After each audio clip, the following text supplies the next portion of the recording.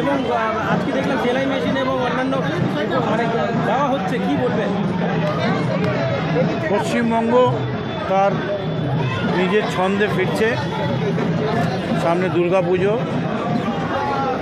মাতলো রে ভুবন, বাজলো তোমার আলোর গান। সমস্ত মানুষ আবার বাঙালির যে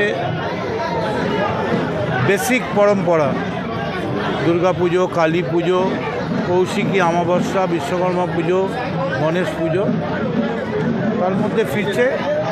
কিন্তু তার মধ্যেও একটা দুঃখ রয়ে গেছে যে এখনও অবধি সিবিআই, প্রায় 1 মাস হতে চলল, এখনও সিবিআই কোনো